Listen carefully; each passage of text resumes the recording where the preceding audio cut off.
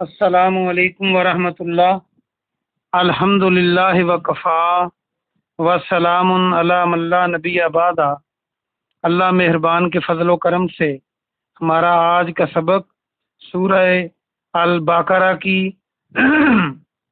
آیت نمبر 72 اور 73 ہوگا۔ اعوذ باللہ من الشیطان الرجیم، بسم اللہ الرحمن الرحیم۔ وَإِذْ قَتَلْتُمْ، واو اور از جب، قتل تم نے قتل کیا، قتل تم کے معنی تم، اور کاف تا اور لام قتل اردو میں بھی ہم قتل کہتے ہیں۔ اور جب تم نے قتل کیا نفسن شخص کو، ایک شخص کو، فدارعتم، فا کے معنی پس، تم کے معنی تم، اور درا اس کا روٹ ورڈ بھی دال را اور حمزہ الف ہے، جس کا معنی جھگڑنا۔ پھر باہم جھگڑنے لگے، پھر تم آپس میں جھگڑنے لگے، فیہا اس میں، واللہ اور اللہ، مخرجم کو یاد رکھنے کے لیے اس کا روٹ ورڈ خا را اور جیم ہے۔ خارج اور داخل آپ پہلے پڑھ چکے ہیں، اردو میں ہم داخل اور خارج کہتے ہیں، کسی چیز کو داخل کرنا یا خارج کرنا۔ مخرجم تو اللہ ظاہر کرنے والا تھا، خارج کا مطلب ظاہر کرنا۔ ما کنتم جو کچھ تم، تکتمون چھپا رہے تھے، واو نون تو جمع کی علامت ہے، اور قتم پہلے آپ پڑھ چکے ہیں، قتم کا قتم حق جسے کہتے ہیں، حق کو چھپانا۔ تا کے معنی تم، جس کو تم چھپا رہے تھے۔ فقل نضربوہ، فقلنا پس ہم نے کہا،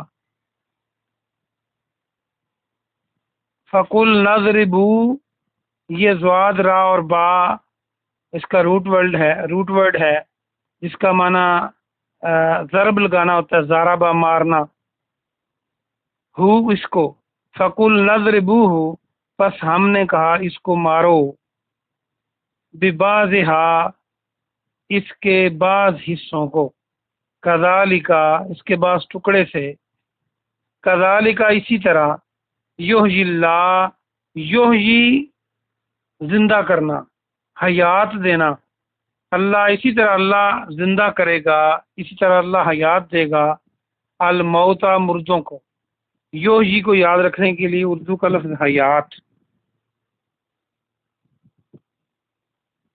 اس میں پہلے موجود ہے، یہ بھی موجود ہے، اور اس کے آگے الف اور تے لگا دیں تو حیات بن جاتا ہے، جس کا معنی زندگی ہوتا ہے۔ اسی طرح اللہ مردوں کو زندگی دے گا۔ وَيُرِيكُمْ اور دکھاتا ہے وہ تم کو، یا کے معنی وہ، آیات ہی اپنی آیتیں، لعلکم تاکہ تم تعقلون سمجھو، تاکہ تمہیں عقل آئے۔ عین کاف لام اس میں موجود ہے، روٹ ورڈ بھی یہی ہے، تعقلون تاکہ تم کو عقل آئے، تاکہ تم سمجھو۔ آئیے ہم اس کی مختصر تفسیر دیکھتے ہیں۔ اس میں ایک ہی آج نیا لفظ ہے، فدارعتم، جس کا معنی ہے جھگڑنا۔ درا نیا لفظ ہے، فا کے معنی پس، اور تم جانتے ہو۔ واپس آئیے آیت نمبر 72 پر۔ اللہ سبحانہ و تعالی اسی قصے کو بیان کر رہا ہے جو میں پہلے آپ کو بتا چکا ہوں کہ بنی اسرائیل میں جو بھتیجے نے قتل کیا تھا اپنے چچا کا، لالچ میں آ کر، تو وہ باہم جھگڑنے لگے کہ کس نے قتل کیا ہے۔ اندھا قتل تھا، رات کے وقت کیا گیا تھا، اور رات کے وقت ہی اس نے پھینک دی لاش۔ تو اب پتہ نہیں چل رہا تھا، اس نے دعویٰ کیا کہ یہ میرے مخالفوں نے کیا ہے، ان سے دیت بھی مانگی۔ تو اللہ سبحانہ و تعالی اس کا تذکرہ فرما رہا ہے کہ جب تم نے قتل کیا تھا بنی اسرائیل کو مخاطب کر کے، اور پھر تم جھگڑنے لگے اس میں کہ قتل کس نے کیا ہے، اور چھپا رہے تھے، جو چیز تم چھپا رہے تھے اللہ اس کو ظاہر کرنا چاہتا تھا، اللہ اس کو ظاہر کر رہا تھا، جو کچھ بھی تم چھپا رہے تھے۔ اور وہ کیا چھپا رہے تھے؟ وہ قتل ہی چھپا رہے تھے کہ کس نے کیا ہے۔ آگے اللہ نے فرمایا کہ گائے کو ذبح کرو، جو پچھلی آیتوں میں آ چکا، اور پھر وہ گائے ذبح کرنے میں ہچکچاہٹ کا شکار تھے، چاہتے نہیں تھے کہ گائے کو ذبح کریں، طرح طرح کے سوال کیے۔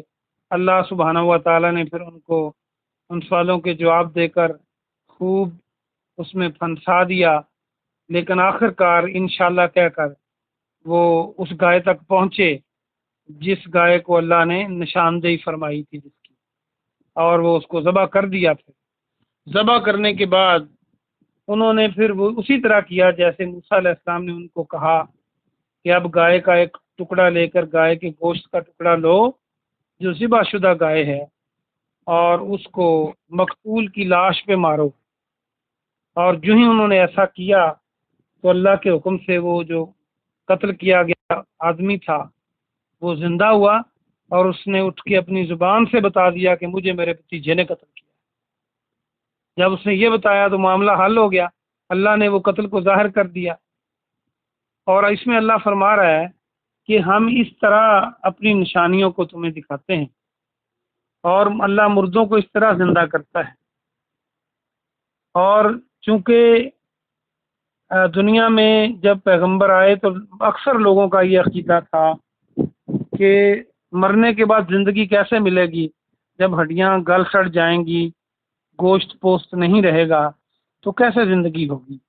تو اللہ سبحانہ و تعالیٰ نے اس نظریے کو لوگوں کے سامنے کئی بار ثابت کیا کہ اللہ اس طرح زندہ کرتا ہے، کیونکہ اللہ کے سامنے تو کوئی چیز مشکل نہیں ہے۔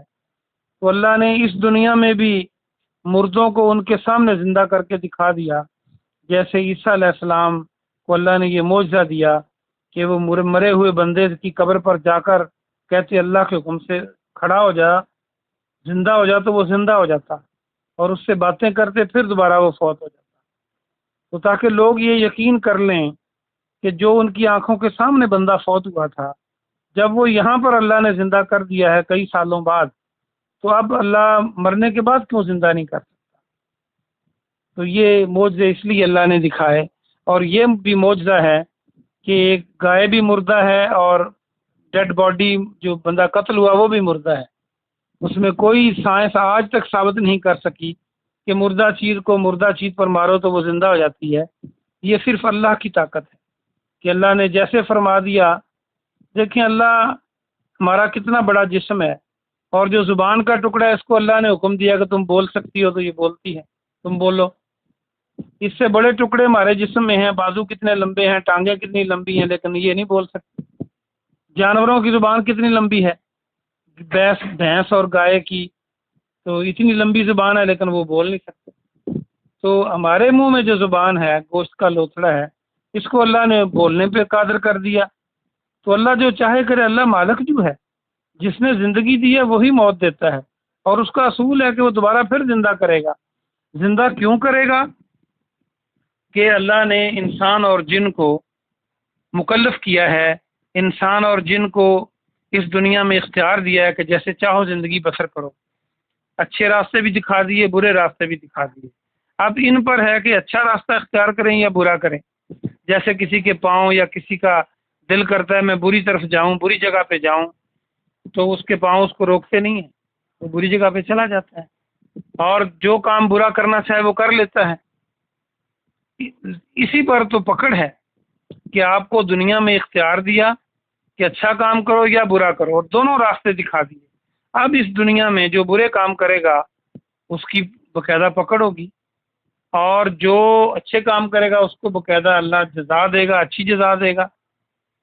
اور یہ بتانا مقصود تھا کہ اللہ مرنے کے بعد دوبارہ زندگی دے گا، اور تاکہ تمہیں عقل آ جائے، تمہیں سمجھ آ جائے کہ مرنے کے بعد زندگی ہے۔ اور اگر یہ سمجھ آ جائے انسان کو کہ میں نے اپنے رب کے سامنے پیش ہونا ہے، تو پھر وہ دو نمبری نہ کرے، پھر وہ دنیا میں اسی طرح زندگی بسر کرے جیسے اللہ چاہتا ہے، کیونکہ جب اس اپنے اعمال کا حساب دینا ہے تو پھر اسی طرح ہی بندہ اپنی زندگی کو گزارتا ہے۔ میری دعا ہے کہ اللہ پاک آپ کو اور مجھے اس دنیا میں اس طرح زندگی بسر کرنے کی توفیق دے جس طرح ہمارا رب چاہتا ہے، جس طرح ہمارا رب پسند کرتا ہے، تاکہ ہم دنیا میں کامیاب ہوں اور آخرت میں بھی کامیاب ہوں، اور یہ دنیا بھی امن کا گہوارہ بنے، ہمارے شر سے انسانیت بھی بچے اور حیوانیت بھی بچے اور سارے لوگ بچیں، اور ہم ایک سراپا امن کا پیغام ہوں، جیسا کہ مسلمان کا اور اسلام کا معنی ہے۔ تو پیارے نبی جناب محمد صلی اللہ علیہ وسلم نے فرمایا کہ وہ بندہ مومن ہو ہی نہیں سکتا، وہ بندہ کامل مومن نہیں ہے جس کے ہاتھ اور زبان سے دوسرے لوگ محفوظ نہ ہوں، دوسرے مسلمان محفوظ نہ ہوں۔ تو کیا ہمارے ہاتھوں اور ہماری زبان سے باقی لوگ محفوظ ہیں؟ اس کا مطلب یہ نہیں ہے کہ ہاتھوں اور زبان سے بس جو گناہ ہوں گے وہ پکڑے جائیں گے، کیونکہ ہم زیادہ کام ہاتھوں اور زبان سے ہی کرتے ہیں۔ سوچ لیں، کسی کو فائدہ یا نقصان دینا ہو تو ہاتھ اور زبان ہی استعمال ہوتی ہے زیادہ۔ ویسے باڈی کا جو بھی حصہ ہم استعمال کریں گے اللہ اسی کی پوچھ کرے گا۔ تو اللہ پاک سے دعا ہے کہ اللہ پاک آپ کو اور مجھے صحیح مسلمان بننے کی توفیق عطا فرمائے۔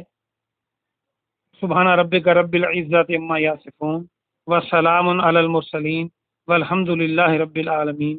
کوئی سوال ہو کسی لائن سے تو آپ پوچھ سکتے ہیں۔